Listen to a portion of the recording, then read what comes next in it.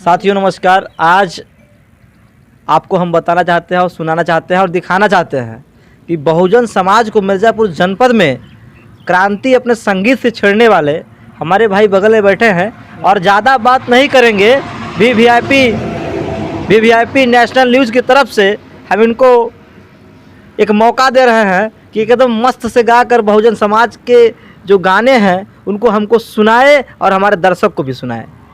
क्या नाम है भैया आपका? लालजी रसिया है साहब जी। धन्यवाद।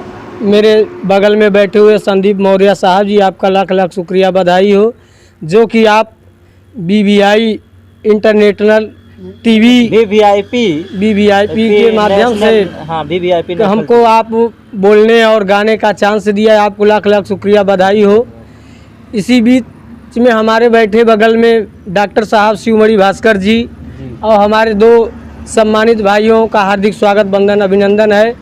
मेरा पता ग्राम कोठी खुर्द, पोस्ट नौगवां, जिला मिर्ज़ापुर की धरती से मैं आप लोग का हार्दिक स्वागत, वंदन, अभिनंदन करता हूं। साथियों, हमारा मिशन गीत है। जिस समय हमारा ये देश गुलाम था और गुलामी की ज़मीन में जकड़ा हुआ था, सही से उसको चलाने वाला नहीं मिला। आज तक 75-76 साल हो गया, हमारा देश आज़ाद नहीं है।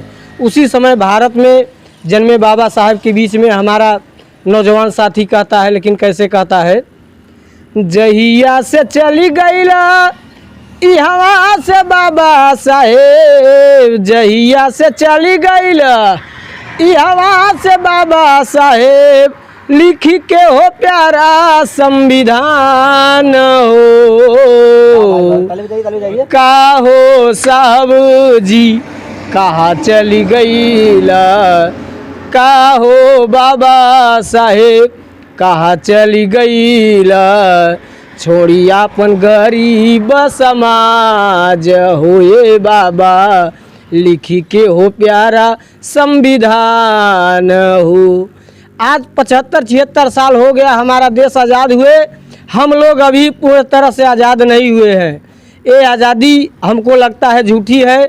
आगे कहना क्या है, झूठी सरकार भैले झूठा भैले नेतावा, झूठी सरकार भैले झूठा भैले नेतावा, हम हन दलितवन का केहू लेता नहीं पतावा, हम हन गरीबवन का केहू लेता नहीं पतावा, मनवा न लागे हो बिना देखले सुरतिया, मनवा न लागे हो बिना देखले सुरतिया, हियरा में उठे लाहिलो रहो, का हो साहब जी कहाँ चली गईला, का हो बाबा साहेब कहाँ चली गईला, लिखी के हो प्यारा संविधान हो ये साहब, छोड़ी अपन गरीब समाज हो,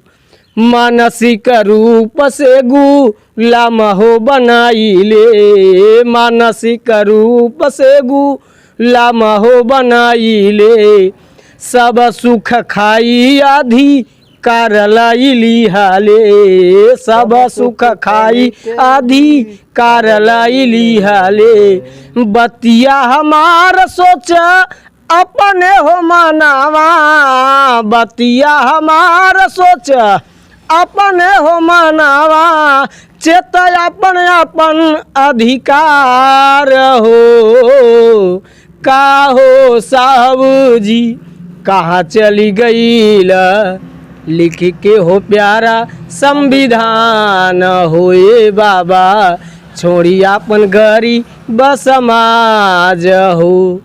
75 साल भैले मिलल न आजादिया, 75 साल भैले मिलल न आजादिया, सब ही 85 भाई के होला बरबदिया, सब ही 85 भाई के होला बरबदिया, लालजी हो रसिया गावई इहै बायला नावा, लालजी हो रसिया गावई यही बायला नावा चेत अपन अपन अधिकार हो।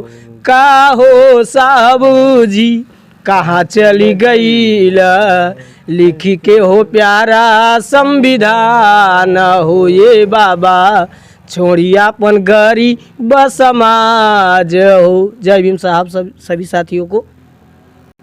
आपने इतना सुंदर गाना गाया और अपने गाने से बाबा साहब का वो दौर याद दिला दिया जी। कि उन्होंने रोटी कम खाया, समाज के लिए अपना जीवन समर्पित कर दिया और इस शोषित सोई आदिवासी दलित शूद्र समाज को उनका अधिकार दिलाया।